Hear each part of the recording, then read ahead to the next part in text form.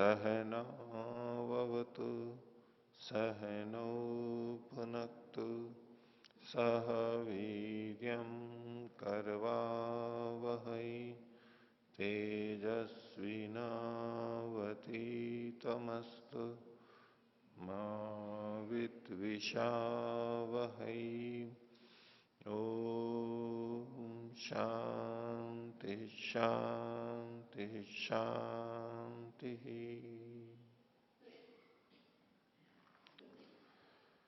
योग दर्शन का 114वां पाठ।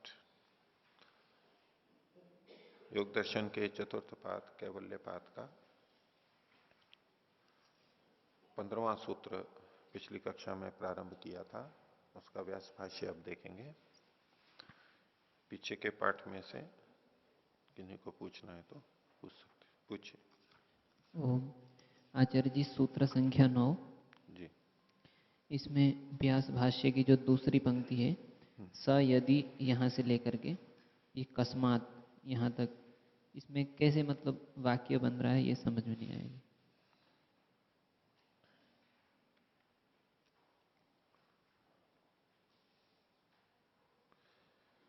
तो ये जो कर्माशय है, कर्माशय के लिए ही कहा जा रहा है प्रारंभ से, प्रथम पंक्ति से ही, क्योंकि दूसरी पंक्ति में स यदि में जिस स का उल्लेख किया है वो प्रथम पंक्ति में आया है।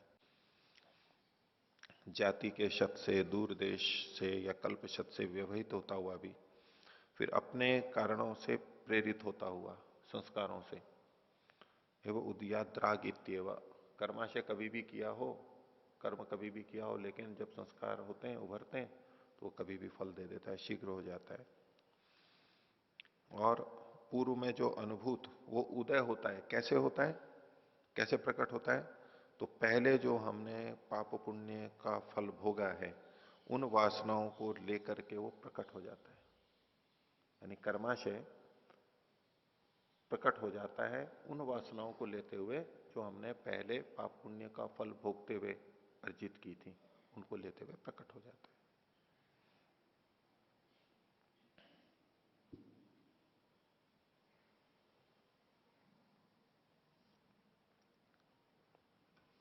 ठीक है, और बोलिए।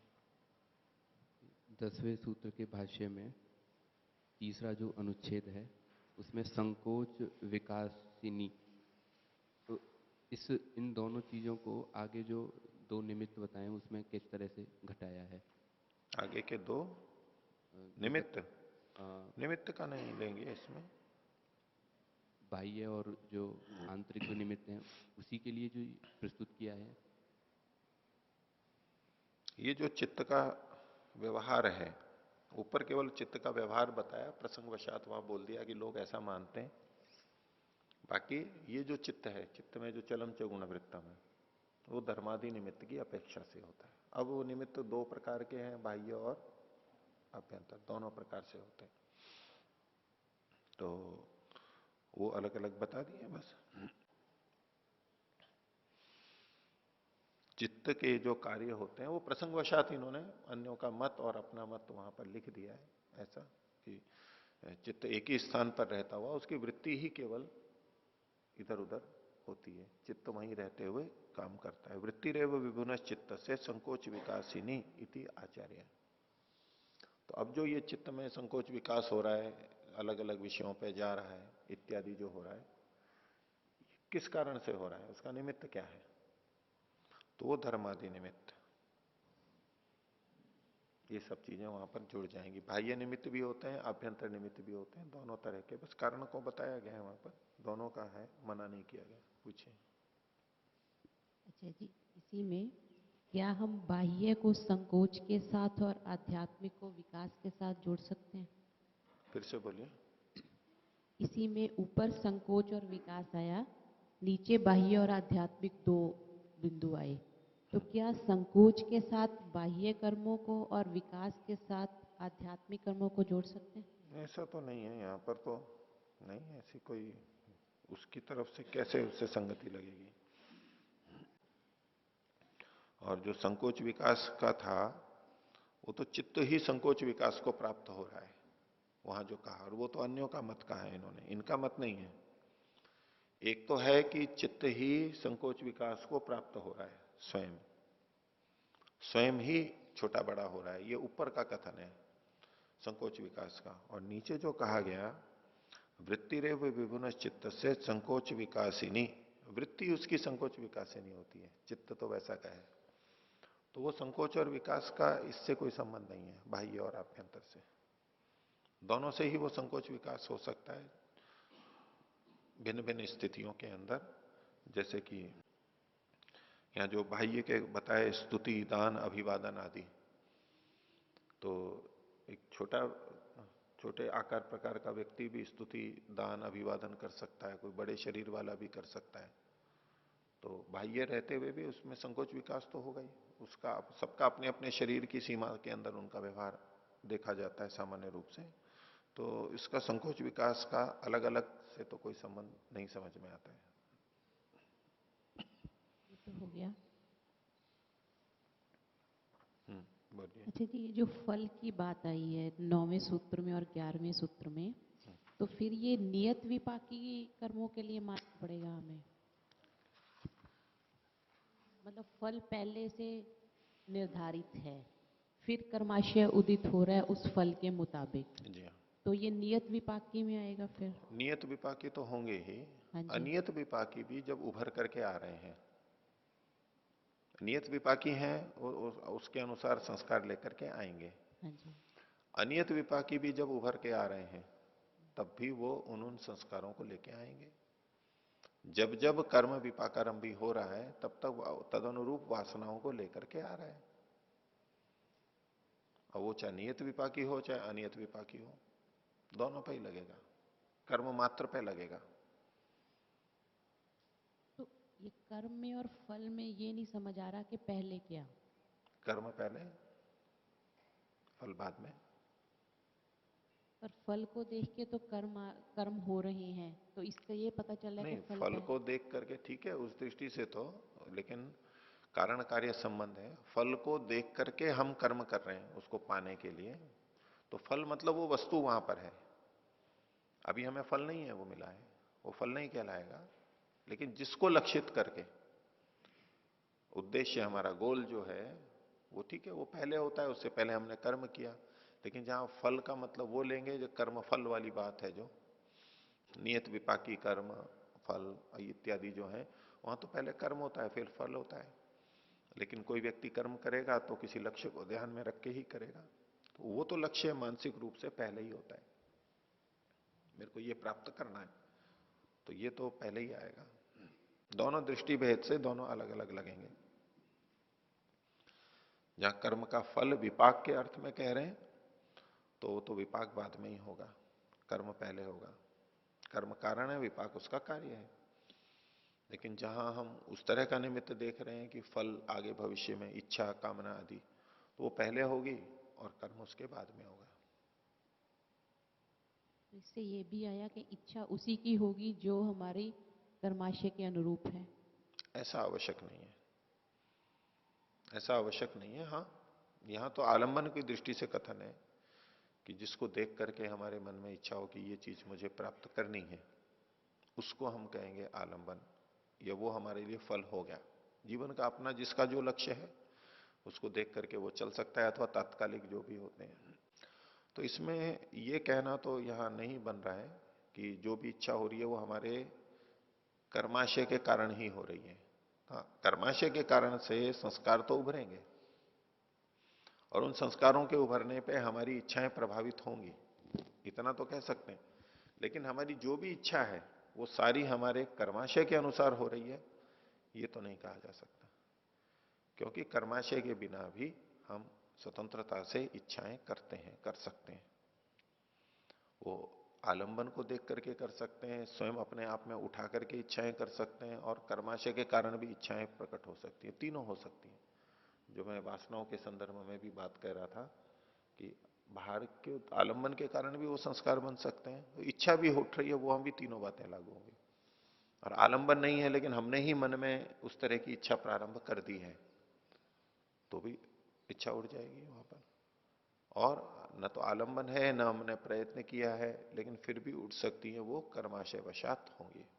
वैसे संस्कार उभरेंगे, संस्कार उभरेंगे मतलब वृत्तियां उठेंगी, तो वो इच्छा के रूप में भी आ सकती है, द्वेष के रूप में आ सकती है, कैसे भी आ सकती है, आलस्य प्रमाद के रूप में आ सकती है। तीनों कारण हो सकते हैं। लेकिन जो जो इच्छा हमारी हो रही है वो हमारे कर्माशय के कारण हो रही है, ऐसा नहीं कह सकते। ठीक है, आगे देखिए। तो योग दर्शन के चतुर्थ पाद कैवल्य पाद का 15वां सूत्र। सूत्र है वस्तु साम्य चित्त भेदात तयोर विभक्त पंथा।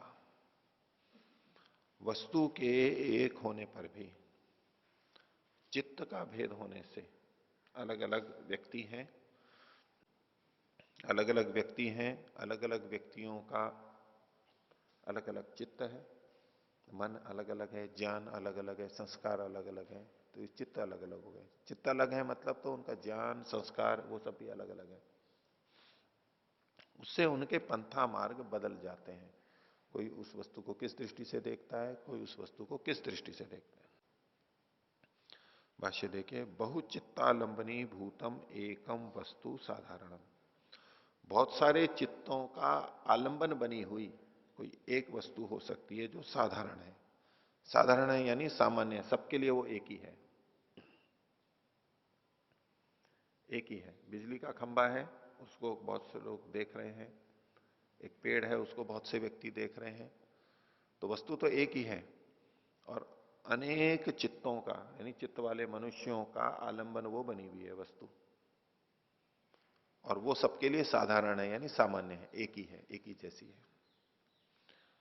तत्खलु न एक चित्त परिकल्पितम नापि अनेक चित्त परिकल्पितम किंतु स्वप्रतिष्ठितम।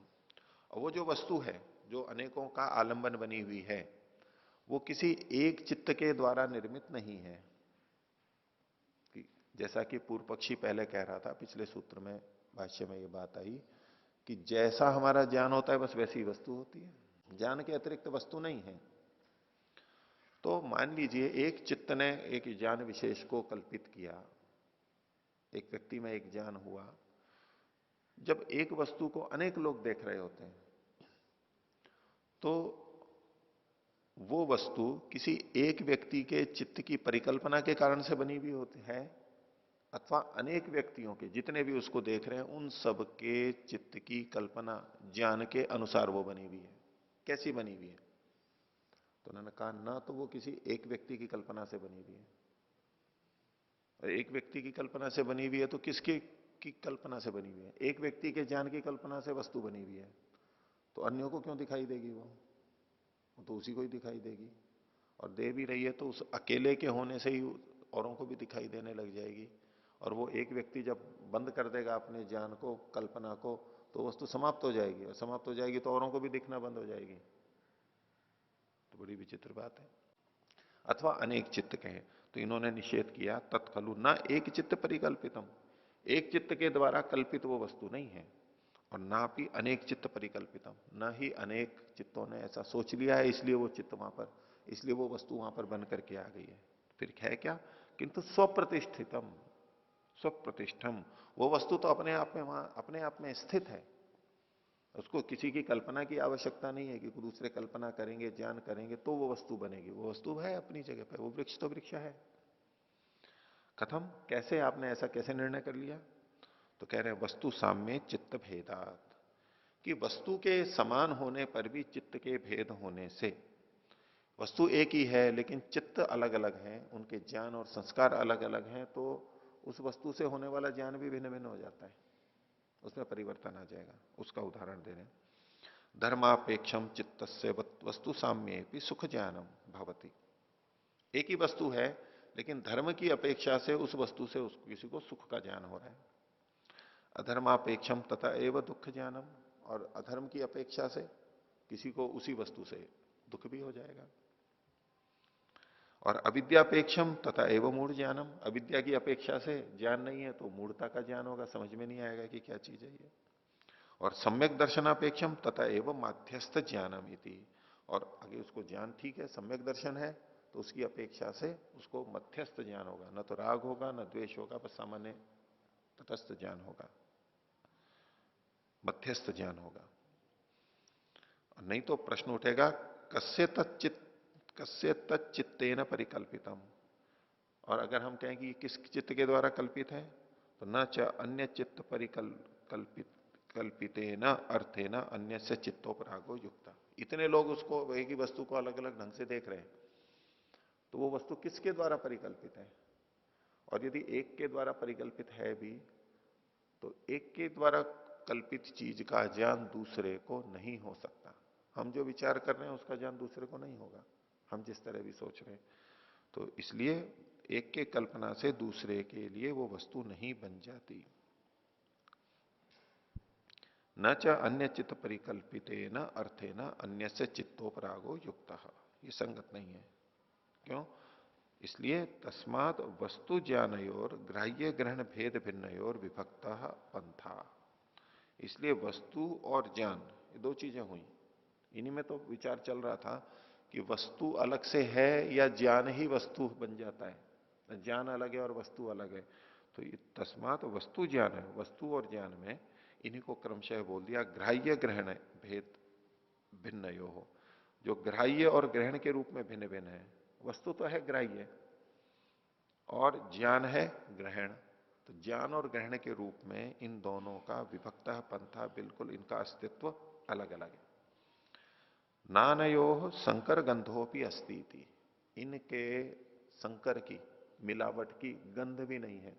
गंध भी नहीं है मतलब थोड़ा सा भी नहीं है, लेश मात्र भी नहीं है। भोजन में, चावल में घी की गंध भी नहीं है। घी तो दूर रहा, घी की गंध भी नहीं है। आगे सांख्य पक्षे पुनर्वस्तु त्रिगुणम। सांख्य मत के अंदर बता रहे हैं कि वस्तु कैसी है? त्रिगुण है, तीन गुणों वाली है। और तीन गुण कैसे होते हैं? चलम च गुण वृत्तम। गुणों का व्यापार क्या है? चलायमान। चलम च गुण वृत्तम। और ये जो चलम च गुण वृत्तम है, ये धर्मादि निमित्तापेक्षम चित्तैर अभिसंपत्त्यते। धर्मादि निमित्तों की अपेक्षा से चित्त के साथ में संपत्त होता है, जुड़ता है। चित्त की जो चंचलता है, चित्त की जो गतिशीलता है, वो धर्मादि निमित्त की अपेक्षा से वहां पर होती है, प्रभावित करती है। ऐसे ही नहीं चलता है वो चक्र। अनेक बार ये चलम च गुण वृत्तम को इस तरह प्रस्तुत किया जाता है कि भाई मन तो चंचल है, चलता रहेगा, वो तो ऊंचा ऊंचा नीचा होता ही रहेगा, कभी ये कभी ये, तो इसका स्वभाव ही ऐसा है। देखो शास्त्र में लिखा है चलम च गुण वृत्तम।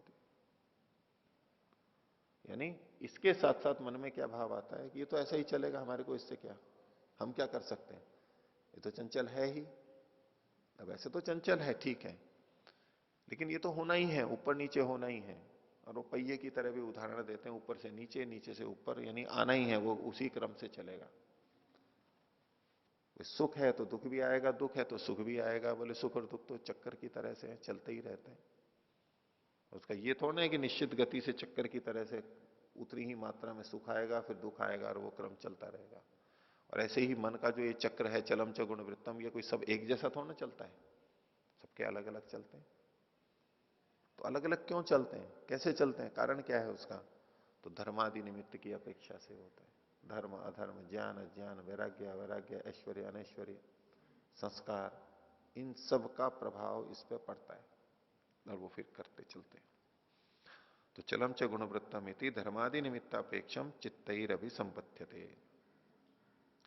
निमित्तानुरूप से च प्रत्यय से उत्पद्यमानस्य तेन तेन आत्मना हेतुर्भवति।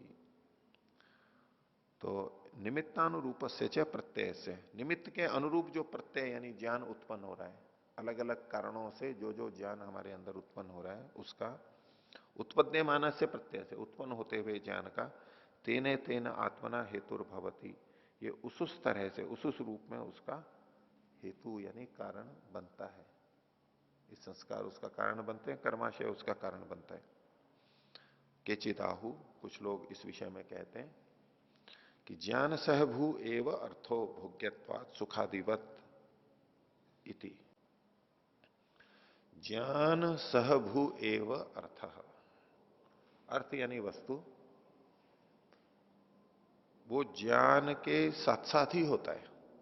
पीछे जैसा क्षणिकवादियों का आया था, उसी तरह का ये वचन है कि अर्थ कैसा है, ज्ञान सहभू है, ज्ञान के साथ साथ होने वाला ही होता है। ज्ञान नहीं है तो अर्थ भी नहीं होगा।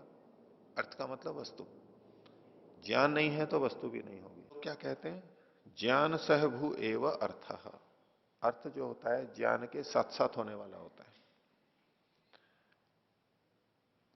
हेतु दिया भोग्यत्वात्, भोग्य होने से, भोग्य होने से वो अर्थ के साथ साथ ही होता है। और उसके लिए उदाहरण दिया सुखादिवदिति, सुखादि के समान। सुखादि के समान कैसे, कि जब जब सुख का ज्ञान होता है तब तब ही सुख रहता है। ज्ञान सहभू एव अर्थ। एक तो सुख अर्थ हुआ, वस्तु गुण, और एक उसका ज्ञान हुआ। तो सुख कब तक रहता है, जब तक उसका ज्ञान होता है। अगर ज्ञान नहीं हो रहा हो सुख का, तो हम कह सकते हैं कि सुख है। सुख का ज्ञान नहीं हो रहा हो हमारे को, तो हम कहेंगे क्या कि सुख है। जब ज्ञान हो रहा होता है तभी हम कहते हैं कि सुख है। तो बोले इसी तरह से ये संसार की वस्तुएं हैं, जब हमें ज्ञान हो रहा होता है तभी वो वस्तुएं होती हैं, जब ज्ञान नहीं हो रहा होता है तो वस्तु नहीं होती।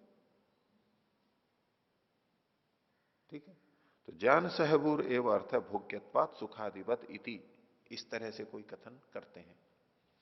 कहते हैं ते एतया साधारणत्व बाधमाना, इस प्रकार से वो, इस प्रकार कहते हुए वो, तो साधारणत्व को का खंडन करते हुए, सबके लिए समान पन का खंडन करते हुए, पूर्वोत्तर क्षणेशु, पूर्व और उत्तर के क्षणों में कोई वस्तु जो अभी वर्तमान में कोई धर्म है तो उसका पहले और बाद का, पूर्व और उत्तर क्षण में वस्तु रूपम एवं अपहनुवते, वस्तु के रूप का ही वो एक तरह से खंडन कर देते हैं।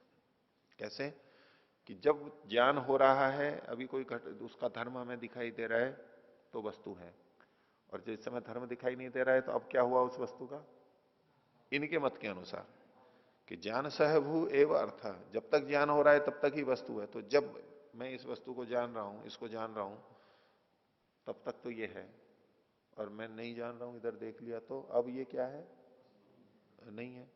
तो जो जिस समय जान रहा हूं, एक तो ये क्षण, और इससे पहले वाला क्षण अर्थात जिस समय मैं इसको नहीं जान रहा था वो वाला क्षण, और देखने के बाद में मैं उधर हो गया, अब ये उत्तर वाला क्षण हो गया कि बाद वाले काल में मैं इसको नहीं जान रहा हूं।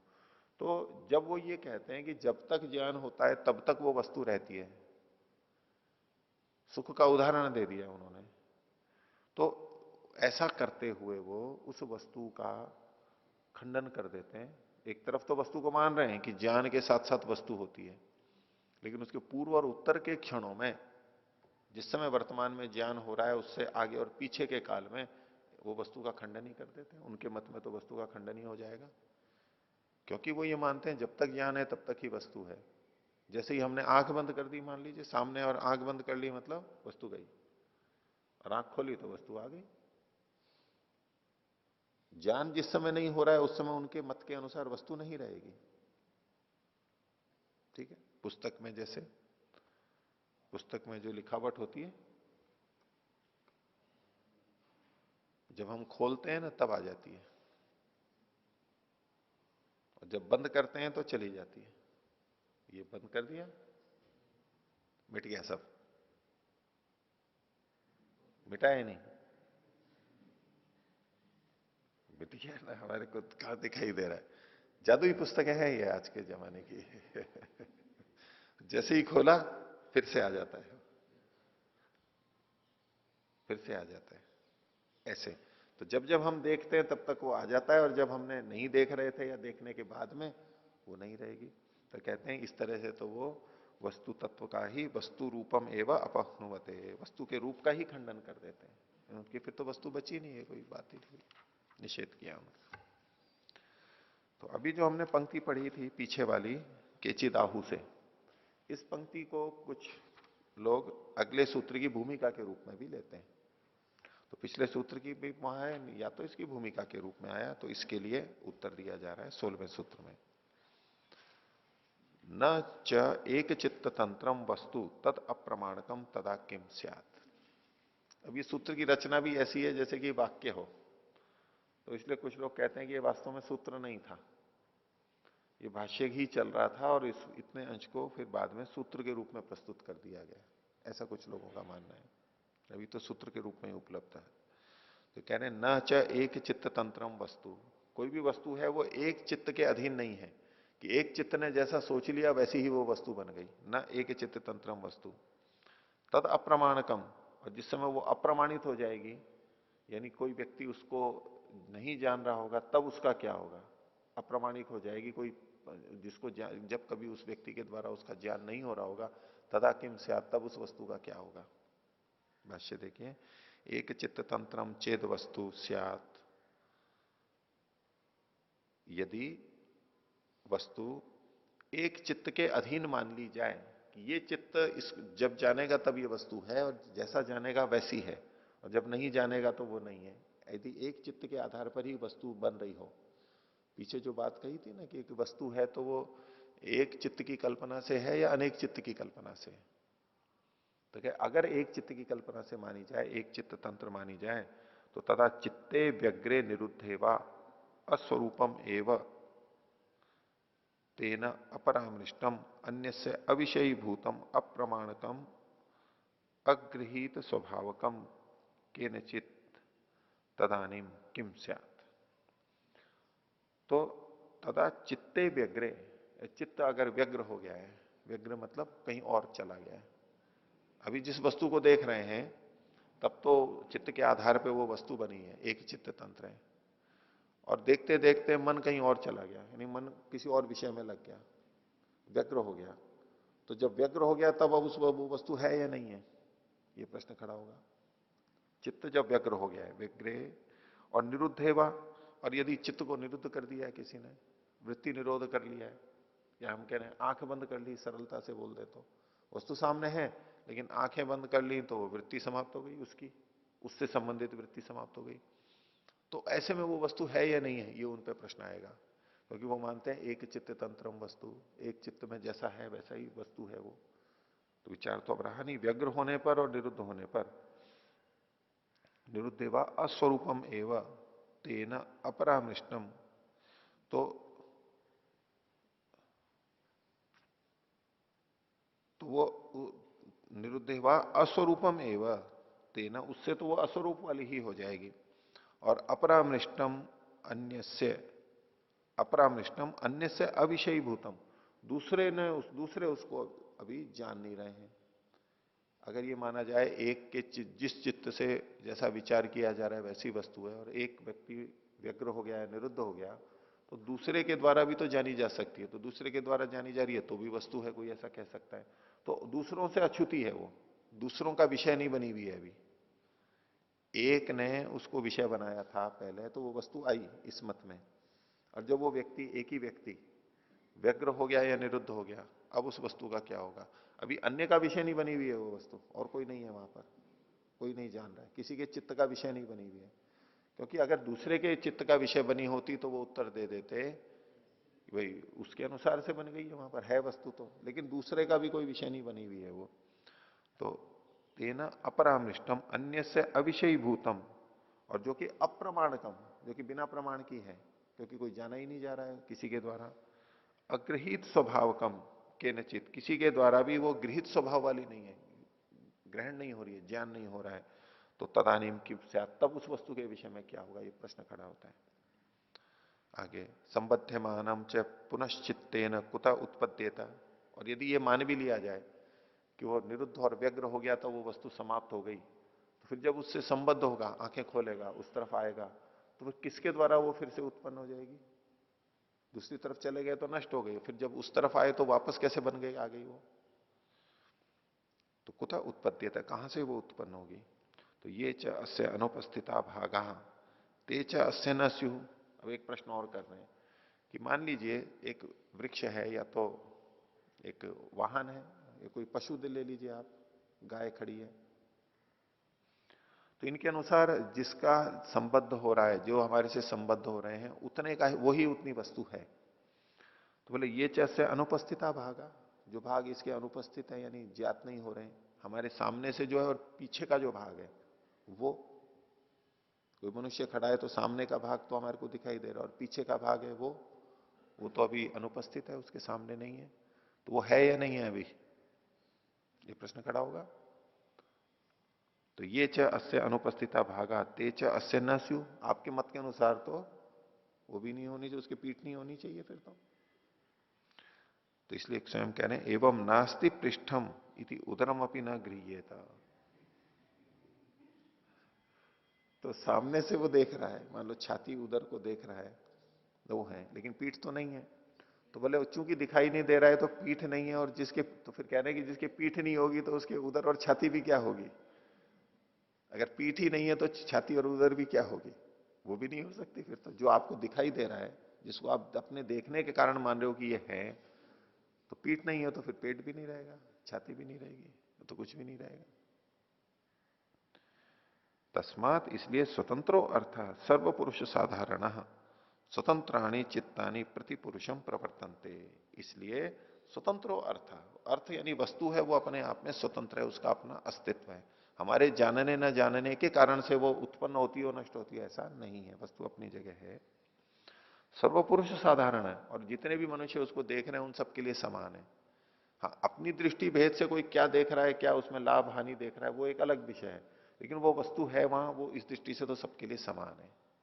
गाय खड़ी है तो खड़ी है, सर्व पुरुष साधारण, और स्वतंत्राणी चित्तानी, जो हमारे मन है, चित्त हैं, वो सबके स्वतंत्र हैं, अलग अलग हैं, एक ही नहीं है वो। स्वतंत्राणी चित्तानी प्रतिपुरुषम प्रवर्तनते, प्रत्येक मनुष्य में, प्रत्येक आत्मा के साथ साथ एक एक चित्त स्वतंत्र रूप से प्रवृत्त होता है। वो चित्त हमारे सबके अलग अलग हैं। समानम मन सह चित्तमेशम, तो समान हो, एक से चले, वो अलग बात है, लेकिन सबके अलग अलग होते हैं, स्वतंत्र होते हैं। आगे तय हो संबंधात उपलब्धि ही पुरुष से भोग इति, और उन दोनों के संबंध से, वो दोनों कौन है, एक तो चित्त और एक वो अर्थ वस्तु, उन दोनों के संबंध से पुरुष से उपलब्धि, पुरुष को जो उपलब्धि होती है, ज्ञान होता है, बुद्धि उपलब्धि ज्ञानमिति अनर्थांतरम, एक ही अर्थ है, उपलब्धि होती है, पुरुष को जो उपलब्धि होती है, ज्ञान होता है, वही उस जीव का भोग होता है, और कुछ भोग नहीं होता जीवात्मा का। बाहर से हमें कितना ही लगता हो कि शब्द स्पर्श रूप रस गंध और ये सब चीजों का हम भोग कर रहे हैं, लेकिन आत्मा को अपने आप में क्या भोग होने वाला है? केवल ज्ञान का ही होगा, क्योंकि ये शब्द स्पर्श रूप रस गंध की संवेदनाएं मन के माध्यम से और बुद्धि तक, मन तक जो पहुंचती हैं, चित्त तक, वो सब उसी रूप में, ज्ञान के रूप में होती है वहां। हाँ, अलग अलग होती है तो अलग अलग बोध होता है। तो जीवात्मा का भोग तो वास्तव में वो ज्ञान ही है, ज्ञान को ही वो भोगता है, उसी को अनुभव करता है। बाकी चीजें तो बाहर संवेदनाओं को बनाने या बिगाड़ने में कारण बनती हैं, और कुछ नहीं है। तो तयो संबंधात उपलब्धि पुरुष से भोग इति, तो वस्तु तो अलग अलग विद्यमान है, ये इनका मानना है। आगे 17वां सूत्र, तदुपरागापेक्षित प्रेक्षित्वात् चित्त से वस्तु ज्ञाता ज्ञातम, चित्त को कोई वस्तु ज्ञात है या अज्ञात है, वो कैसे होती है? तो तद उपराग अपेक्षित्वात्, उस वस्तु के उपराग से, यानी निकट से, उपरक्त होने से, की अपेक्षा से, अगर उस वस्तु से संपर्क सन्निधि होगी तो ज्ञात होगी वस्तु, और चित्त से वो उपरक्त संयुक्त नहीं होगी तो अज्ञात होगी। ज्ञात और अज्ञात होती रहती है, विषय सामने आएगा तो ज्ञात होगी, नहीं होगा तो अज्ञात होगी। भाष्य, अयस्कांत मणिकल्पा विषया अयसधर्मकम चित्तम, जो विषय है वो है अयस्कांत मणि के समान, चुंबक के समान, और अयसधर्मकम चित्तम, चित्त कैसा है? लोहे के समान है, यानी खींचने वाले विषय हैं, और खींचने वाली चित्त है, या इंद्रियां हैं। चित्तम अभिसंबद्ध उपरंजयंती, ये जो अयस्कांति मणि कल्प विषय हैं, ये लोहे के धर्म वाले चित्त को से जुड़ करके उसको उपरंजित कर देते हैं, उसको रक्त कर देते हैं, वैसा वैसा रंग देते हैं। ये न च विषयेण उपरक्तम चित्तम स विषयो ज्ञाता ततो अन्य पुनः अज्ञाता, जिस विषय से उपरक्त हुआ चित्त होता है तो वह विषय चित्त के लिए ज्ञात हो जाता है, यानी आत्मा भी जान लेता है। और उससे अन्य विषय यानी जो विषय चित्त से उपरक्त नहीं हुआ है वो अज्ञात कहलाता है। तो वस्तुनो ज्ञाता ज्ञात स्वरूपत्वात् परिणामी चित्तम। कोई एक वस्तु चित्त के द्वारा कभी ज्ञात होती है, कभी अज्ञात होती है। सदा हम एक वस्तु को नहीं जानते रहते, बदलते रहते हैं। तो वस्तुओं का ये ज्ञात और अज्ञात होना, इससे चित्त परिणामी सिद्ध होता है। चित्त में परिणामन होता रहता है हमेशा। कभी ये चीज ज्ञात हो रही है, कभी ये ज्ञात हो रही है। जैसे टेलीविजन के पर्दे पर, स्क्रीन पर कभी ये चित्र आ रहा है, कभी वो चित्र आ रहा है, कभी वो चित्र आ रहा है, कभी वो हट गया, कभी वो हट गया। सब चीज हमेशा नहीं रहती है और इससे पता लगता है कि वो परिणामी है, बदलाव उसमें हो रहा है।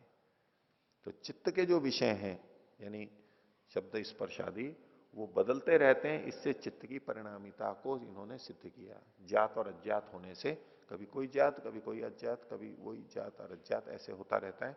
इससे वो उसका परिणामित्व सिद्ध किया गया।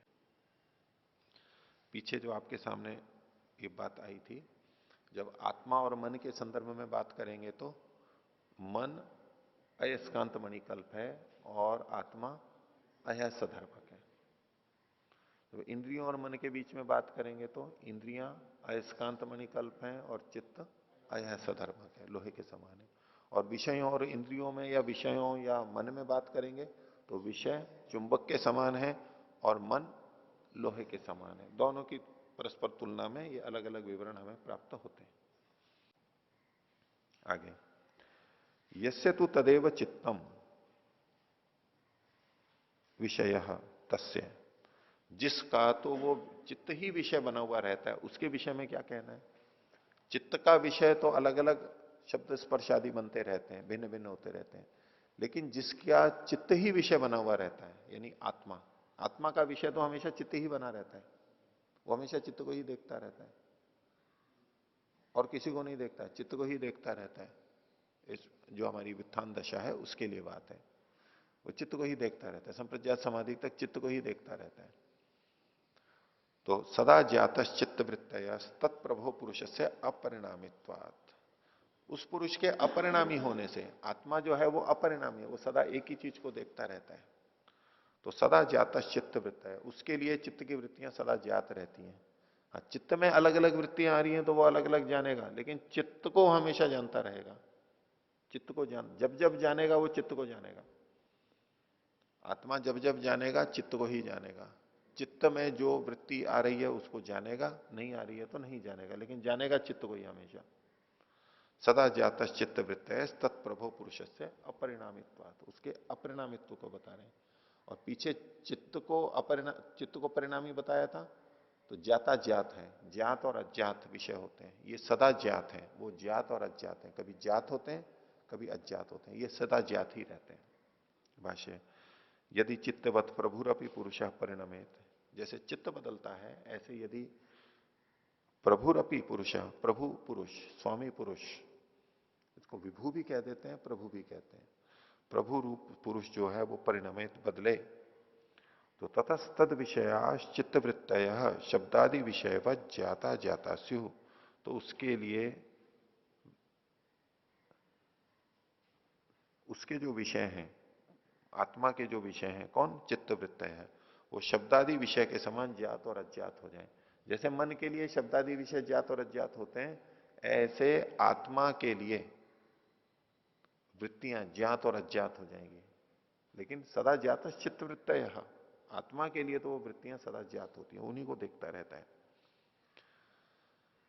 सदा ज्ञातत्व तू मनसः तत्प्रभो पुरुष से अपरिणामित्व अनुमापयति, मन का सदा ज्ञातत्व होना, यानी मन की वृत्तियां कह लीजिए या मन कह लीजिए, वो सदा ज्ञात होने तो उसके प्रभु पुरुष के अपरिणामित्व को अनुमापित करता है।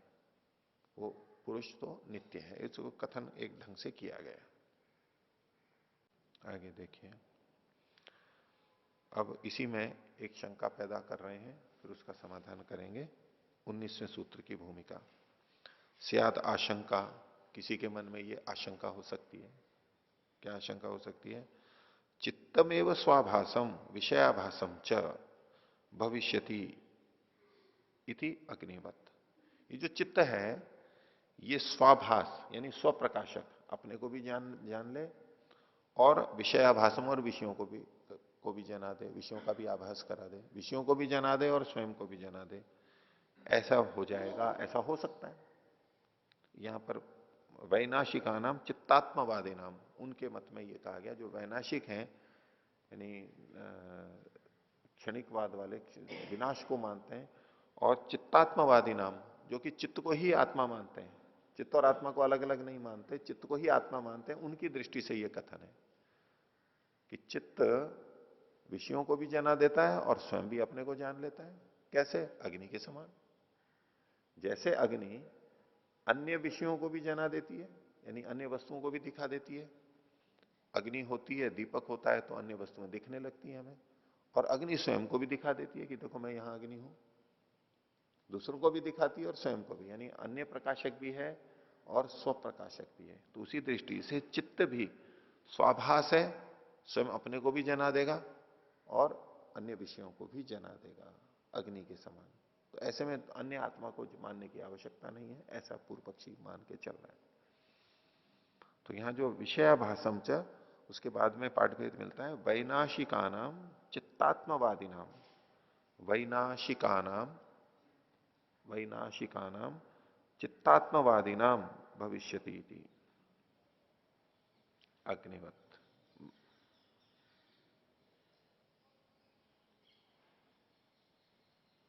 तो इस विषय में अब उत्तर दिया जा रहा है 19वां सूत्र। न तत्स्वाभासम दृश्यत्वात्, ये चित्त है ये स्वाभास नहीं है, वो स्वयं अपने को प्रकाशित नहीं कर सकता है, स्वयं अपने को जान नहीं सकता और प्रकाशित नहीं कर सकता है। क्यों? दृश्यत्वात्, दृश्य होने से। दृश्य है वो, दृष्टा नहीं है, दृश्य है। दृष्टा है वो स्वाभास हो सकता है, स्वयं को जान सकता है, लेकिन ये दृश्य है। दृश्य है वो दूसरे के लिए होता है, तो दूसरे के द्वारा वो जाना जाता है, वो स्वयं अपने द्वारा नहीं जाना जाता, स्वाभास नहीं है।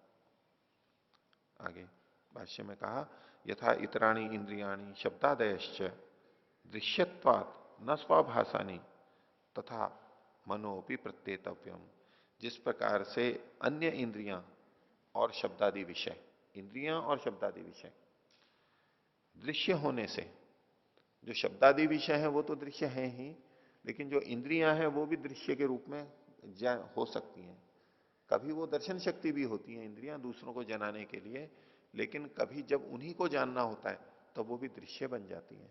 जैसे तराजू या एक बाट अन्य वस्तुओं को तोलने के लिए होता है, कभी उस तराजू को, उस बाट को भी जब हमें निर्णय करना हो तो वो भी तोला जाने योग्य हो, उस किसी और से उसको तोलते हैं।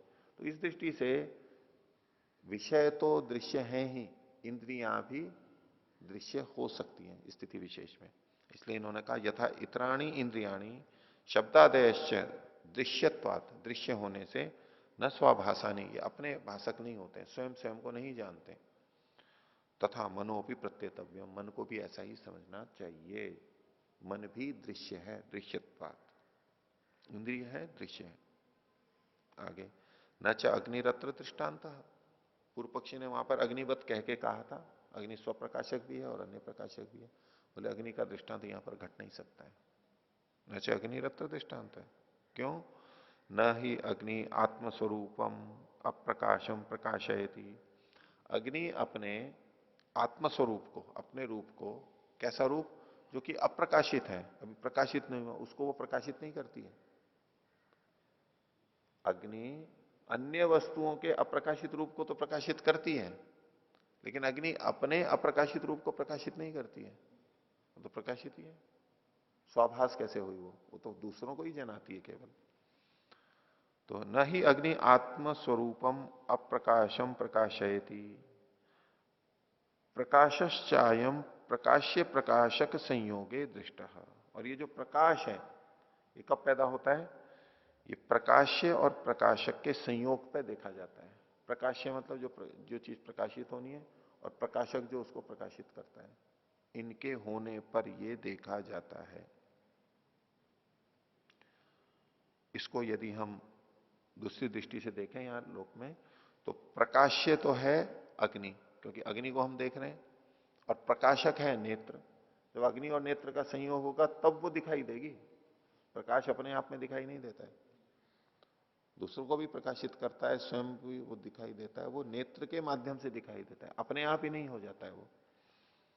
और इसको प्रकाश्य और प्रकाशक को हम वस्तु और मन के चित्त के साथ भी ऐसे ही जोड़ सकते हैं कि वस्तु है, दृश्य है, उसके लिए मन भी वहां पर चाहिए, तब वो प्रकाशित होता है। आगे, न च स्वरूप मात्रे अस्ति संयोग, और यदि वो केवल अपने ही रूप में है, उतने में तो किसी से संयोग होगा नहीं, वो तो अकेला है। संयोग के लिए तो कम से कम दो चीजें चाहिए, दो से अधिक चाहिए। तो न च स्वरूप मात्रे अस्ति संयोग, अग्नि स्वप्रकाशक है, ये स्वप्रकाशक तब तक नहीं हो सकती जब तक कि नेत्र नहीं हो, दूसरा कोई जानने वाला नहीं हो, वो अपने आप में प्रकाशित नहीं कर सकती। प्रकाश्य और प्रकाशक दोनों होने चाहिए। आगे, किम च स्वाभासम चित्तम इति अग्राह्यम एवं कस्यचित इति शब्दार्थ।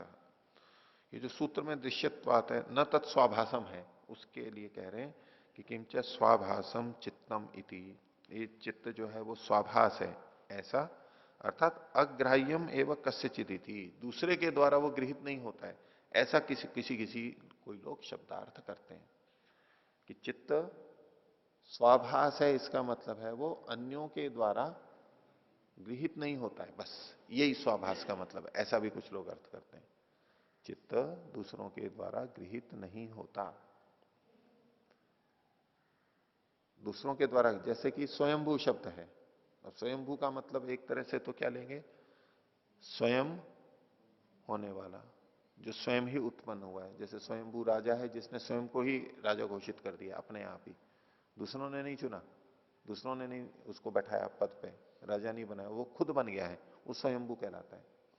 परमात्मा के लिए भी स्वयंभू शब्द आता है, कबीर मनीषी परिभू स्वयंभू, वो परिभू स्वयंभू है, वो स्वयंभू राजा आदि के लिए तो निंदित अर्थ में होता है, परमात्मा के लिए तो ये प्रशंसा के अर्थ में है। वहां स्वयंभू का क्या अर्थ होता है, अपने आप उसने बन गया है, वो स्वयं ने अपने आप को बना लिया, ये अर्थ नहीं है उसका स्वयंभू का। वहां स्वयंभू का मतलब क्या है कि किसी और ने नहीं बनाया उसको, अर्थात वो पहले से है, बनाना अर्थ नहीं लेंगे, किसी और ने उसको नहीं बनाया, बस ये है स्वयंभू का अर्थ। इसमें यजुर्वेद में भी महर्षि ने लिखा है स्वयंभू का अन्य द्वारा अनिर्मित, अन्य द्वारा अनिर्मित, स्वयंभू का मतलब क्या है, अन्य के द्वारा अनिर्मित। इसका यह अर्थ नहीं है कि स्वयं बना हुआ, अगर स्वयं बना हुआ कहेंगे तो ईश्वर का बनना सिद्ध हो जाएगा, बनना सिद्ध होगा मतलब तो शादी हो जाएगा, नष्ट होने वाला होगा, अनित्य होगा। इसलिए स्वयंभू का मतलब स्वयं बनना ये नहीं कभी भी लिया जाता है, उसका मतलब होता है अन्य के द्वारा न बनाया गया। कुछ उसी शैली में यहां पर देखेंगे कि किम च स्वाभासम चित्तम इति अग्राह्यम एवं कस्यचित, वो स्वाभास है, स्वयं अपने को प्रकाशित करता है, इसका मतलब है कि अन्य के द्वारा वो नहीं जाना जाता है। अग्राह्यम एवं कस्यचित, किसी के द्वारा नहीं जाना जाता, इति शब्दार्थ, ऐसा कुछ लोग अर्थ करते हैं। आगे, तद्यथा, जैसे कि स्वात्म प्रतिष्ठम आकाशम न पर प्रतिष्ठम इत्यर्थ है। जब ये कहा जाए कि आकाश किस में प्रतिष्ठित है, बोले आकाश स्वयं में प्रतिष्ठित है, इसका मतलब क्या है, न पर प्रतिष्ठितम इत्यर्थ, दूसरे में आश्रित नहीं है। हम किस पे प्रतिष्ठित हैं, बोले हम धरती पे प्रतिष्ठित हैं। धरती किस पे प्रतिष्ठित है, तो बोले सूर्य पे है, या तो यूं कहो कि आकाश में प्रतिष्ठित है। बोले आकाश किस में प्रतिष्ठित है, किसी पे प्रतिष्ठित नहीं है, मतलब वो स्वयं ही प्रतिष्ठित है। बोले इसको नौकरी किसने दी, इस मालिक ने दी। और मालिक को किसने नौकरी दी, और मालिक भी तो नौकर बने हुए रहते हैं ना आजकल, तो उसके प्रबंधक बने हुए रहते हैं, या हैं एमडी बने हुए रहते हैं, जो भी अधिकारी होते हैं, यानी जो एक तंत्र बना हुआ होता है उसमें वो अधिकारी भी रहते हैं, उनका वेतन भी उसी तरह से आता है, सब कुछ आता है। उनको किसने बनाया है, किसी और ने नहीं बनाया है। अब वहां तो ये भी घटता है, उन्होंने खुद ने अपने को बनाया, और किसी ने नहीं बनाया। लेकिन वैसे अगर हम देखेंगे परमात्मा की दृष्टि से, तो ये जैसे आकाश का कहा कि आकाश किस में प्रतिष्ठित है, तो स्वप्रतिष्ठित है, स्वयं स्वयं पे आश्रित है ये नहीं कहेंगे, उसका तात्पर्य अन्य के द्वारा प्रतिष्ठित नहीं है, वो अपने आप में है। तो न पर प्रतिष्ठम इत्यर्थ। स्वबुद्धि प्रचार प्रति संवेदना सत्वानाम प्रवृत्तिर्दृश्यते। और सत्वों की यानी जीवों की प्रवृत्ति कैसी देखी जाती है? स्वबुद्धि प्रचार प्रति संवेदना, अपनी बुद्धि के यानी अपने चित्त के प्रचार यानी वृत्तियों के प्रति संवेदन से, उनके ज्ञान से, जैसा हमारी बुद्धि है उसमें जैसी वृत्तियां हो रही हैं, उसका जो हम संवेदन करते हैं, ज्ञान करते हैं, उससे हमारी प्रवृत्ति देखी जाती है। हम उससे अपनी प्रवृत्ति का ज्ञान करते हैं। कैसे? क्रुद्धो हम, मैं क्रोधी हूं, इस समय मैं क्रुद्ध हो गया हूं, गुस्सा आ रहा है मेरे को, तो अपनी वृत्ति के, बुद्धि की वृत्तियों को देख के ही तो पता लगता है कि मैं क्रोधित हूं। भीतो अहम, मैं भयभीत हूं, डरा हुआ हूं। अमूत्र में रागो, मेरा इस वस्तु में राग है। अमूत्र में क्रोध है, इस वस्तु के प्रति मेरा क्रोध है यानी द्वेष है।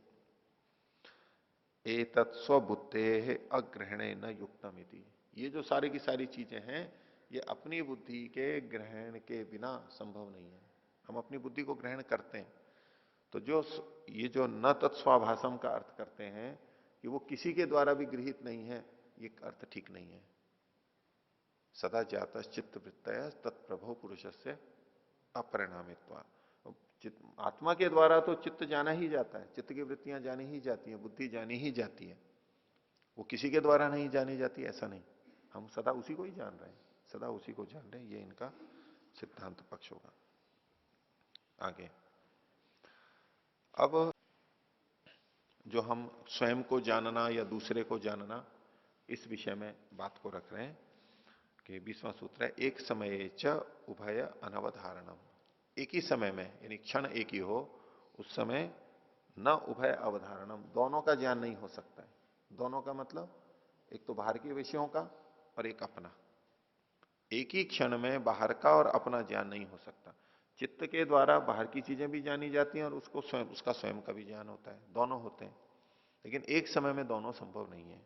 भाष्य, न च एकस्मिन क्षणे, एक समय को खोला, एक ही क्षण में स्वपर रूपावधारणम युक्तम, न स्वपर रूपावधारणम युक्तम। स्व मने अपना, चित्त का, और रूप का मतलब अन्य वस्तुओं, नहीं, पर का मतलब है दूसरों का। स्व और पर रूप का अवधारण यानी निश्चय युक्त संगत नहीं है। क्षणिकवादिनो यद भवनम, क्षणिकवादी के मत में तो ये बिल्कुल भी संभव नहीं है। कैसे?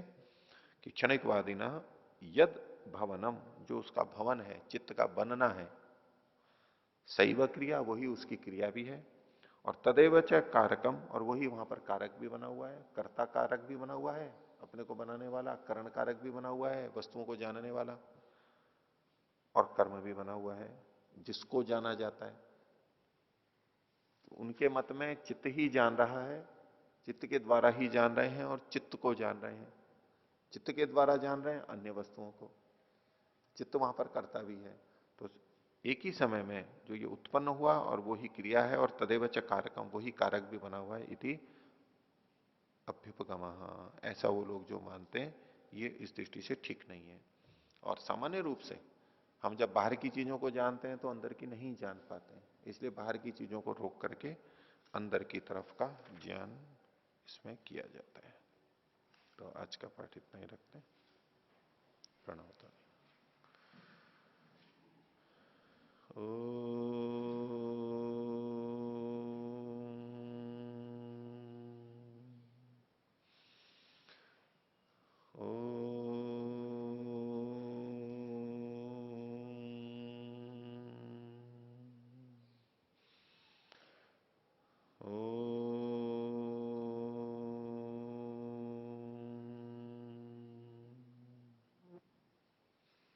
सभी को सादर अभिवादन। ओम शांति।